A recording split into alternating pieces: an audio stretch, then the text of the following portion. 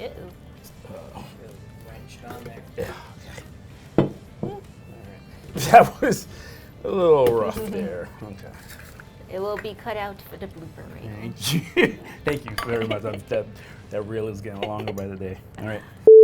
Hello and welcome to WTF, where we help you transform food in your kitchen. I'm Janie. And I'm Roman. And on this channel, we talk about unique ingredients, techniques, and show you new recipes for your kitchen.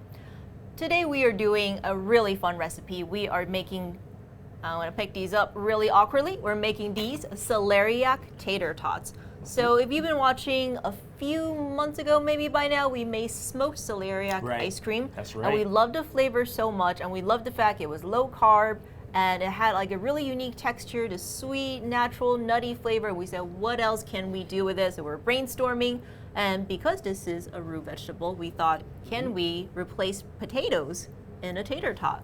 And Roman did it, and today we're gonna show you step by step how we're gonna do that. All right, take it away, Roman. Let's talk about what do we do first? How is celeriac different from a potato? Well, celeriac is different in a major way in the fact that it is low carb. It doesn't have a lot of starch. And starch is one of the main components in making the tots, potato tots, because that helps them hold together. And since the celeriac does not hold it together, we have to use one of our magic ingredients to do so. All right, let's go ahead and move forward with the demo and see exactly what we do first. All right, first thing we're going to do is we're going to peel this. Now, celeriacs, or celery roots, however you want to call it, have a pretty rough exterior, not something that you're going to easily be able to peel with a peeler. So you're going to have to use your knife skills in this. All right, so we're going to start out, and it's a little gnarly. See that? And so you kind of got to work around it. What I usually do is I start at the base and I get that nice cut first to stand it up, and then I'll do just because this is a round top, I'll just cut like the very tip of it, about that much, and even then you can see in the camera how that, there's still like all these little gnarly spots. But once you're there, you're ready to go, and so I'll just carefully cut down the side, carefully trying not to cut too much of the celeriac. This is actually how I cut a pineapple. Yes, pretty much the same thing. Okay. Pineapples have that rough exterior, and just as well as the celery root does, so this is the perfect method. I've tried many a times to do it with a peeler, and it just doesn't work. You don't have to go too deep. I mean, just a little bit, and I think we're all right, ready to go. So looking for something like that. Cool. And we'll cut this into about 1-inch squares. One of the main reasons why you want to cut this into about 1-inch squares and not anything bigger is because when you're going to process this in our food processor, you don't want long strands, because when you're forming the tots, long strands can unravel. So we want about inch strands, super small, compact, and they hold together better.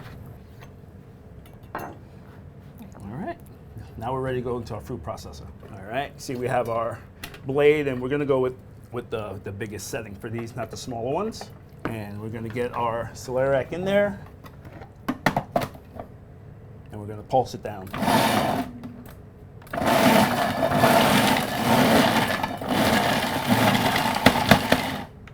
You don't want to use these pieces because they're very big, and so when you're steaming, you can't just add them back in, because when you're steaming, they're not gonna be uniform. Okay, so usually I'll save this for something else. You can save it for stock. If you make a bunch of this, you could pile it up. You can make celeriac puree, all kind of different things. Now we'll get our steam basket. Okay, why do we have to steam the celeriac? We don't want to have too much water. So normally I would cook celeriac, I would boil it. I would sometimes I would even use a pressure cooker, but you get too much water into it. So we're just gonna steam it.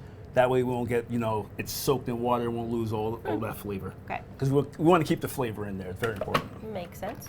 And now we're going to steam this on full boil for 45 minutes to an hour. All right, we got our steamed celeriac ready to go to form into tots. We'll see how we're gonna hold these together. But first, I do want to remind you to subscribe, ring the bell, hit the notification. Let us know what else you want to see here in the kitchen. Leave it in the comments below. We do need your support as a small channel to make weird dishes every single week. So let the algorithm know that you want to see more weird dishes coming out of the test kitchen. Okay, now Roman, we got our steamed celeriac. What do we do next? All right, so we are ready for action. Celeriac is steamed. Also, I squeezed out excess water out Okay. of it, but should be. So we're gonna start by putting it into our KitchenAid bowl. Should this be room temp or any? Any it's still temperature warm? is, Okay. is fine. It'll work regardless. I do like to. I've done it a myriad of ways, but I would cool it down from steaming it. At least 10 to 15 minutes. So you're just not handling really hot Right. Celery. Yes. That's about it. I have Ultra-Stik here and salt. All right. And what is the Ultra-Stik doing in this particular recipe? The Ultra-Stik is what's holding everything together. So like in the potato, this is the starch that's going to keep it bound. Yeah. So we did talk in the beginning about celeriac being low carb. So Ultra-Stik is a starch, so it is going to add True. some of that carb back. But Yep. we did figure out it's still going to be a lot lower than a potato tot. Exactly. I think we figured out to be 15%. About 15% Okay. of the total weight. Yeah. So if you're thinking about carb counting and trying to figure out if it's within your dietary restrictions, 15% is the average. All right, so I dry mixed the Ultra-Stik and the salt together, and we're just going to go ahead and put that right into the bowl. And we're going to go on medium, high speed, and we're just going to mix that all up together. About a minute, 2 minutes. Now that we have the Ultra-Stik and salt combined, we're going to go into this bowl here, nice clean bowl. And you can kind of see it really kind of now has a little bit of a putty texture almost. Yep, exactly. It's starting to do its thing. I do have a little bit of oil here. This does get very sticky, and so a little bit of oil dabbed on your palm, just give it a little rub, and it'll help keep everything from sticking to you. Good tip. All right. I usually like to go for this recipe about 20 grams. I don't have a scale handy right now, so I'm just gonna guesstimate, and I'm just gonna roll that into a nice little ball. And then once I get into the ball, I'm just gonna kind of like give it the old tater tot look. One tater tot. So we'll just finish those up and get those fried for you. Cool. All right, now that we're back, we have our tots. Dip them in a little bit of Crisco to give it that nice crispy texture, and then we're gonna fry them.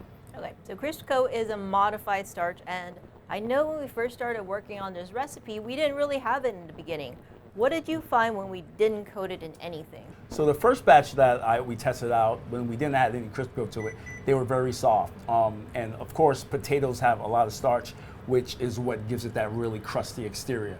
So we just added a little bit of Crisco to ours to make it like pretty much similar to a potato. Yeah, I have to say it really made all the difference. It really did. All right, so we're ready to fry. We're gonna just drop a couple of our potatoes into our fryer. Our fryer is at 350 degrees Fahrenheit. And how long do we freeze these for?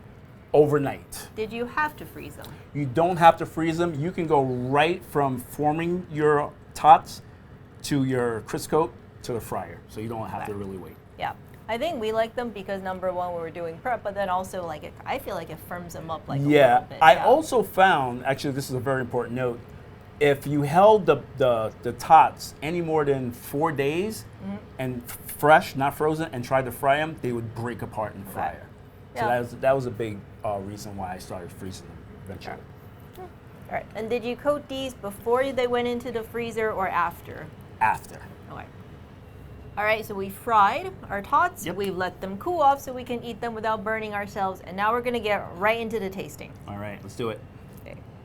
Ooh, yeah, it's still pretty hot. So Very hot. Yep, they're hot.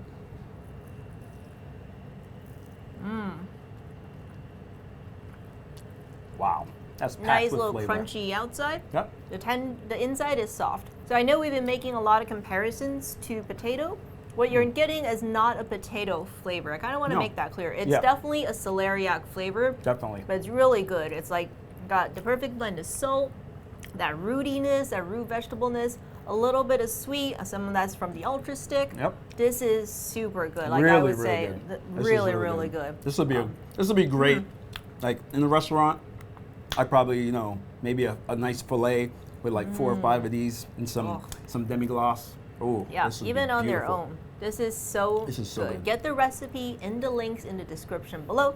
Let us know what else you want to see us make, either with celeriac or anything else. And until next week, from here in the Modernist Pantry Test Kitchen, I'm Janie. And I'm Roman.